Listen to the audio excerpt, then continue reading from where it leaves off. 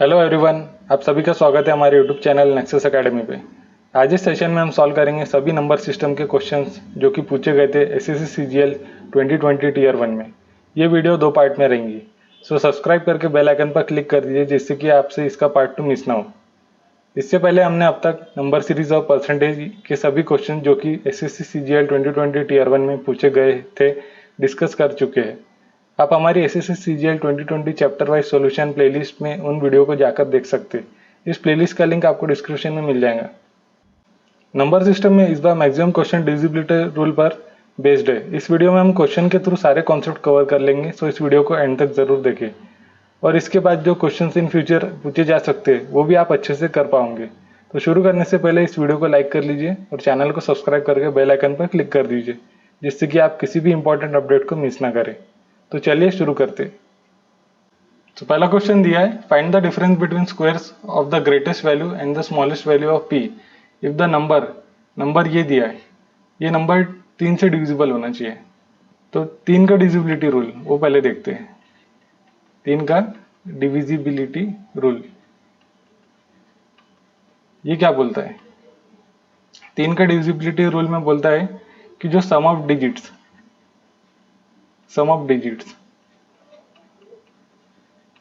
मतलब इन 6 डिजिट का सम ये हमारा 3 से जाना चाहिए, पूरा डिविजिबल रहना चाहिए 3 से। अगर ये 3 से जा रहा है तो हमारा नंबर 3 से डिविजिबल है। पहले नंबर नोट डाउन कर लेते हैं, 5 3 0 6 P2। बाद में 3 का डिविजिबिलिटी रूल क्या बोलता है कि जो डिजिट है उसका सम करो। यानी 5 + 3 8, 6 + 2 8, 8 8 16, तो 16 + P ये क्या होना चाहिए? हमारा 3 से डिविजिबल रहना चाहिए। अब P की कितनी वैल्यू बन सकती है?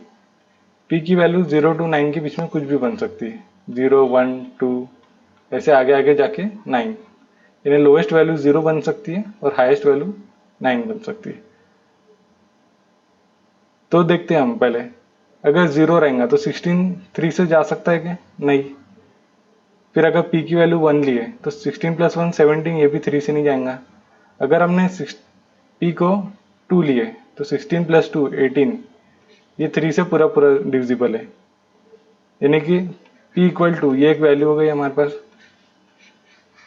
वैसे थोड़ा आगे देखते हैं, अगर हमने P की वैल्यू 8 ली है तो 16 + 8 ये हो गया 24, ये भी 3 से डिविजिबल है। यानी P की एक वैल्यू 8 हो गई,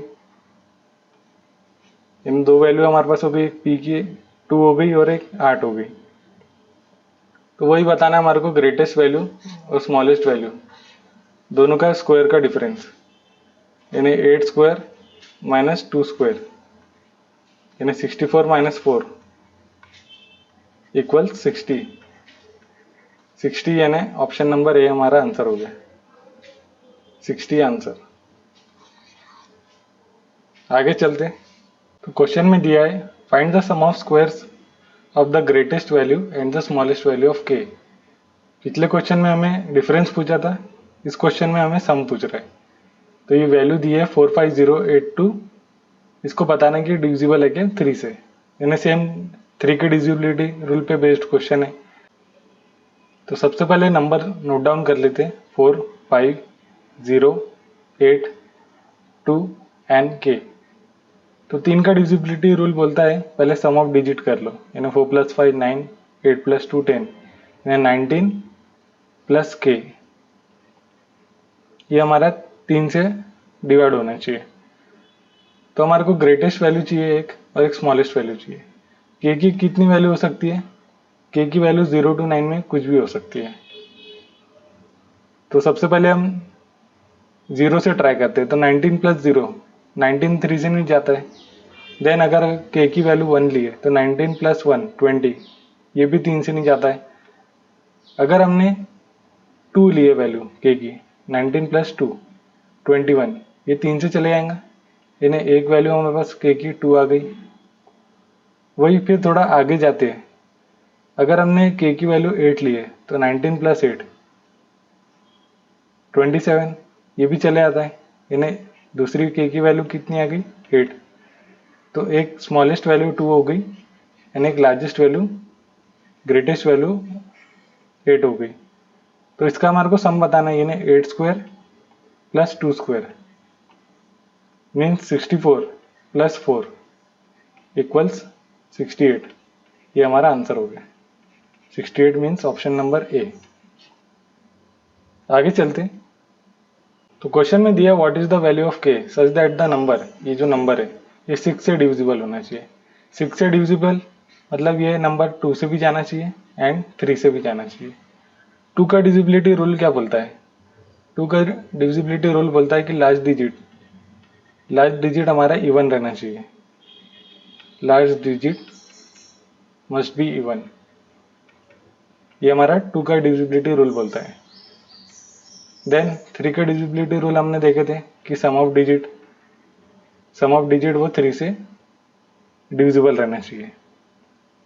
तो ये जो नंबर है हमारे पास 7 2 k 4 6 0 एंड k, तो हमने डिजिट का सम करे 9, 7 + 2 9 होता है, 4 + 6 10, 19 + 2k, ये हमारा 3 से डिवाइड होना चाहिए। अब लास्ट डिजिट हमारे को इवन चाहिए, तो k की हम कौन कौन सी वैल्यू कंसिडर कर सकते हैं? एक 2 4 6 एंड 8। अगर हम 2 कंसिडर करते हैं तो 19 + 4 इक्वल्स 23, ये 3 से नहीं जाता है। अगर हम 4 कंसिडर करें 19 + 4 का ट्वाइस 8 आ गया इधर, यानी 27, ये 3 से चले आएगा।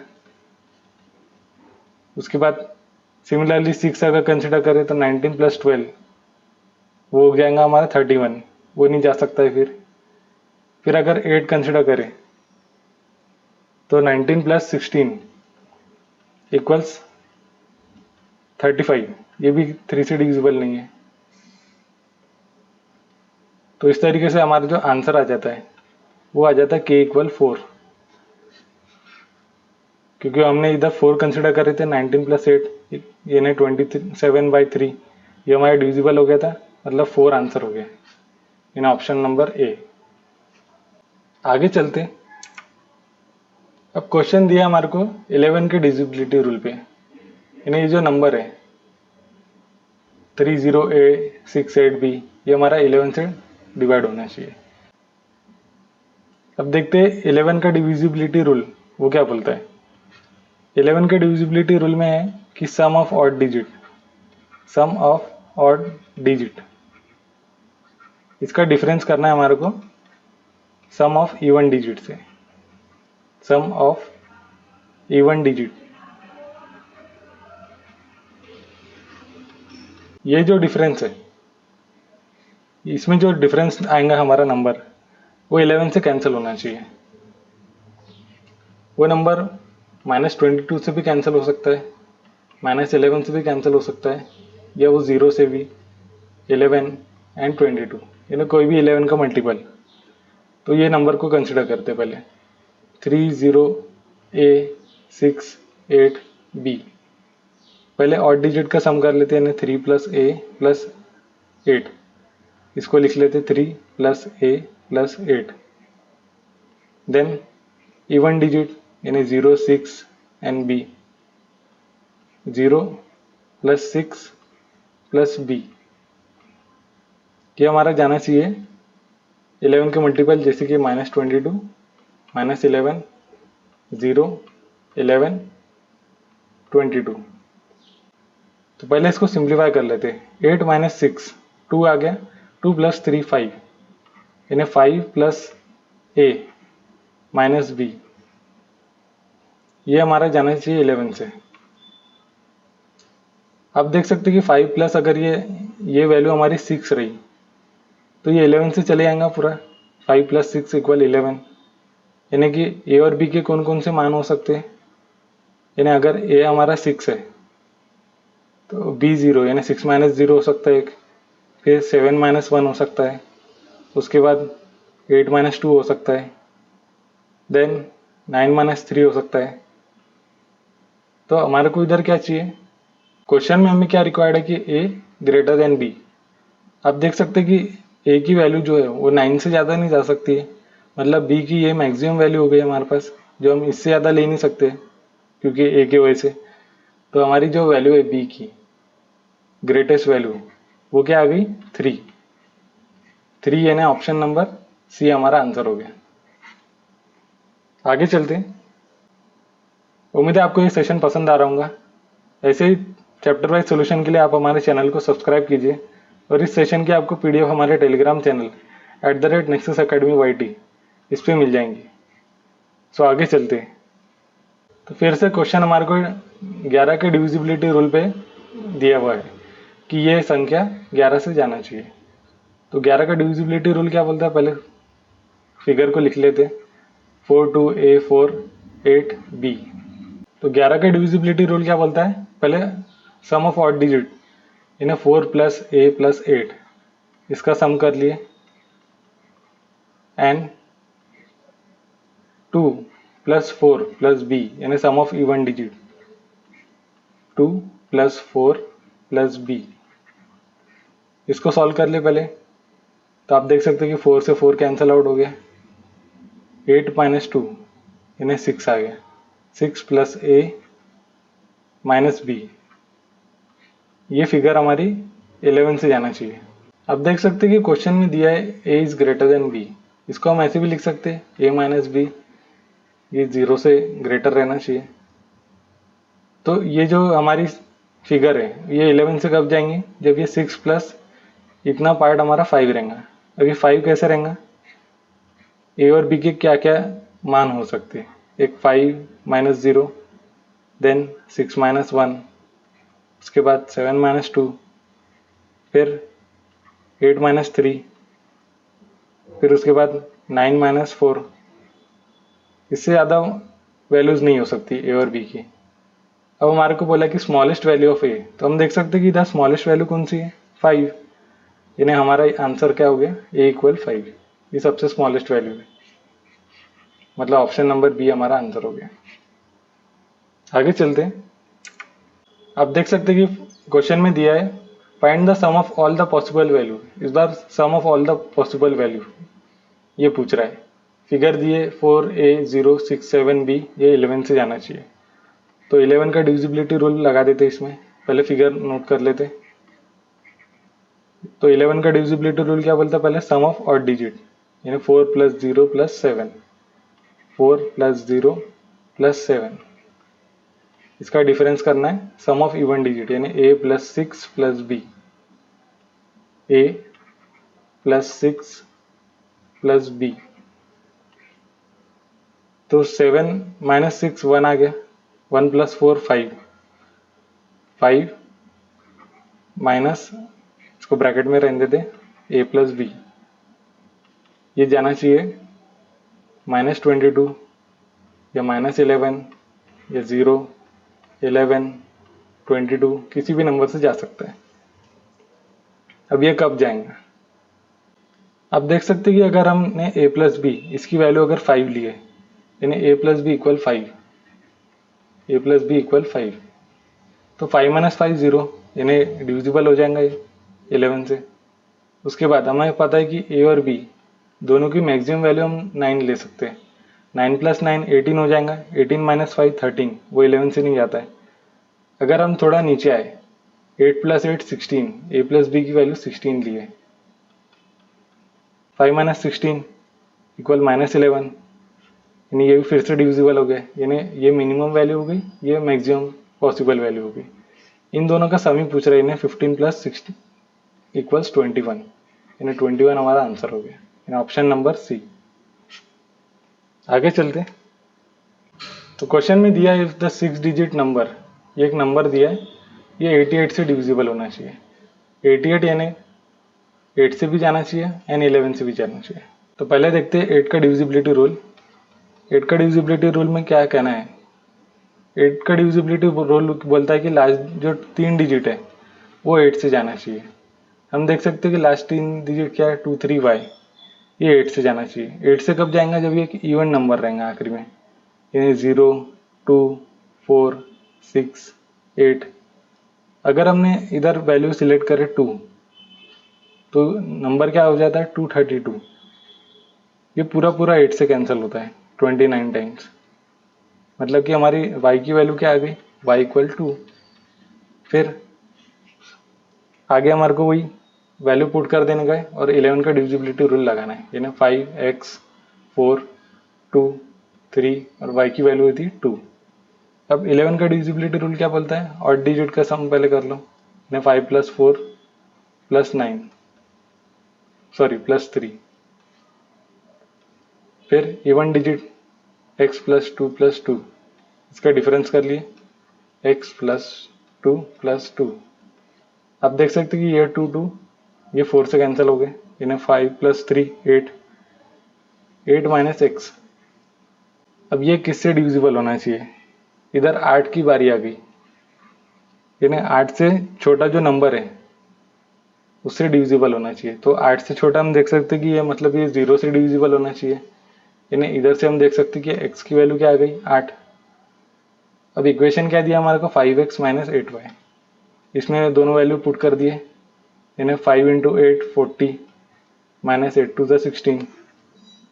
तो मतलब आंसर क्या आ गया हमारा 24 यानी ऑप्शन नंबर डी। आगे चलते। अब अगर इन क्वेश्चन 88 के डिविजिबिलिटी रूल पे है, आपको पता है कि ये नंबर 88 से जाना है, मतलब 8 से भी जाना है 11 से भी जाना है। 8 का डिविजिबिलिटी रूल हमने पीछे देखे कि लास्ट 3 डिजिट 8 से डिविजिबल होना चाहिए, यानी Q to 8। बट क्वेश्चन में क्या दिया है, what is the value of p² - q for the largest value of q, largest value of q where p and q are natural number. देखते हैं इसको कैसा करना है। तो Q28 ये 8 से कब जाएंगे, हमारे को पता है कि Q की वैल्यू हम 0 to 9 इनमें से कोई भी एक ले सकते हैं, यानी मिनिमम 0 ले सकते हैं, मैक्सिमम 9। तो अगर हमने देखे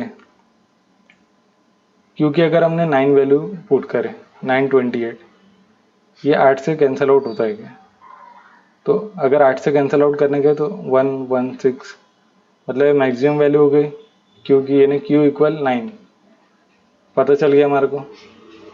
फिर आगे 7p 5 9 6 4 Q की वैल्यू निकाले हमने अभी, जो कि आई थी 9 2 8। अब 11 का डिविजिबिलिटी रूल लगा देते, पहले ऑड डिजिट का सम कर लेते, यानी 7 + 5 6 9 and 8, यानी 7 + 5 + 6 + 9 + 8 ऑड डिजिट का सम आ गया। उसके बाद इवन, यानी p 9 4 2, इससे डिफरेंस कर लिए p + 9 + 4 + 2। आप देख सकते हैं कि ये 9 से ये 9 कैंसिल आउट हो गया। फिर आगे 4 और 2 6, ये भी 6 से कैंसिल आउट हो गया। फिर 7 + 5 12 + 8 यानी 20 - p, ये 11 से जाना चाहिए।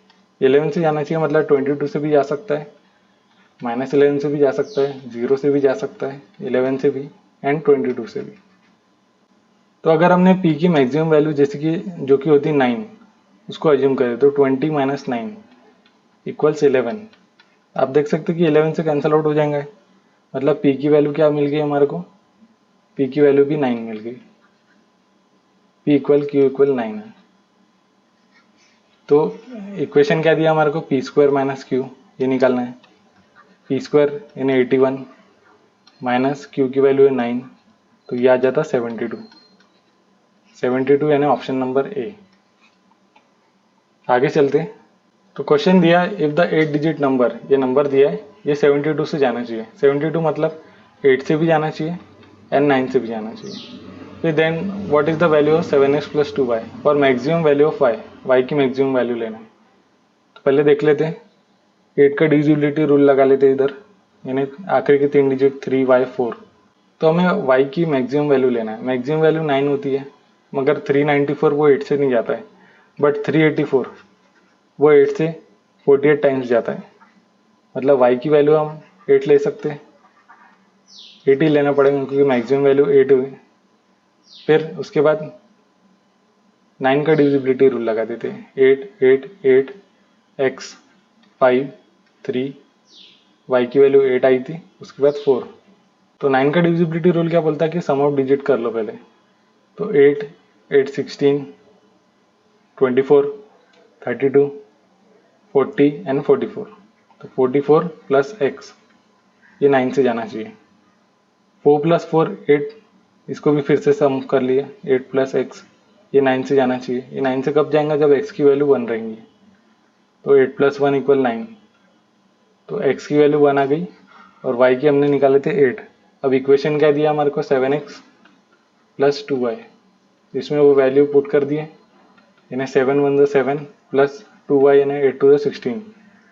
तो 7 और 16 आ गया 23। 23 यानी ऑप्शन नंबर सी हमारा आंसर हो गया। 23 आंसर हो गया। आगे चलते हैं। तो क्वेश्चन में दिया है द 7 डिजिट नंबर, ये नंबर है, ये 72 से डिविजिबल होना चाहिए, मतलब 8 से भी जाना चाहिए एंड 9 से भी जाना चाहिए। इसकी वैल्यू बताना है 2x प्लस 3y, और कंडीशन दी है कि x और y इक्वल नहीं होना चाहिए। तो पहले 8 से इसको डिवाइड कर देते। 8 से डिवाइड करने के लिए आखिरी के 3 डिजिट कंसिडर कर लेते, 9y 6। तो हम देख सकते कि अगर y की वैल्यू 3 लिए, y की वैल्यू यानी 936, ये 8 से जाता है क्या, मतलब 8 से जाएंगे तो 117, यानी 8 से कैंसिल आउट होता है। फिर उसके बाद अगर y की वैल्यू हमने लिए 976, तो ये 8 से कैंसिल आउट होंगे आगे, मतलब 1 टाइम्स 2 टाइम्स 2 टाइम्स, ये भी 8 से कैंसिल आउट हो रहा है। मतलब y की 2 वैल्यू है हमारे पास, एक 3 हो सकती है और एक 7 हो सकती है। अब देखते हैं आगे। तो इसको नोट डाउन कर लिया, 9 4 x 2 9 y एंड 6। 9 का डिविजिबिलिटी रूल क्या बोलता है कि सबका सम कर लो डिजिट का। अब ये जो 9 और 9 है, ये सम ऑफ डिजिट पे कोई असर नहीं करता है, तो आप इसको एलिमिनेट कर सकते हैं। 6 प्लस 4 प्लस 2 12, 12 में भी 1 प्लस 2 3 आ गया, यानी 3 प्लस एक्स प्लस वाई, ये 9 से जाना चाहिए। 9 से भी जा सकता है या 18 से भी जा सकता है। तो हम देख सकते हैं अगर इसको 9 से डिवाइड करना है, अगर 9 से जाना चाहिए, मतलब 3 प्लस 6, ये सम 6 होना चाहिए। ये कब होगा, जब हम इसको 3 लिए और इसको 3 लिए। फिर अगर आगे इसको 18 से डिवाइड होना चाहिए, मतलब इसको अगर 8 लिए और 7 लिए, 8 7 15, 15 और 3 18, तो ये 18 से डिवाइड हो जाता है। बट ये 3 3 वाली कंडीशन हम ले नहीं सकते, क्योंकि हमारे को क्वेश्चन में दिया है x is not equal to y, तो ये एलिमिनेट हो गई। तो दो ही वैल्यू बची हमारे पास, x equal 8 and y equal 7। y equal 7 हमने 8 और 7 क्यों लिए थे, क्योंकि हमने दो वैल्यू निकाले थे y की, एक 3 निकाले थे और एक 7 निकाले थे। तो पहले 3 से कंसिडर कर लिए, फिर 7 से कंसिडर कर लिए। तो इक्वेशन में पुट कर देते। इक्वेशन दिया हमारे को 2x प्लस 3y। x की वैल्यू 8 थी, यानी 8 2 16 हो गया। y की वैल्यू 7 है, यानी 7 3 21। 16 प्लस 21 वो आ गया 37। 37 यानी ऑप्शन नंबर सी हमारा आंसर हो गया। उम्मीद है आपको ये वीडियो पसंद आया होगा। ऐसे ही एसएससी सीजीएल 2020 के चैप्टर वाइज सॉल्यूशन के लिए आप हमारे चैनल को सब्सक्राइब कीजिए। कमेंट ज़रूर कीजिए कि आपको वीडियो कैसा लगा और आप अगले कौन से टॉपिक पर वीडियो चाहते हैं। So thank you for watching this video.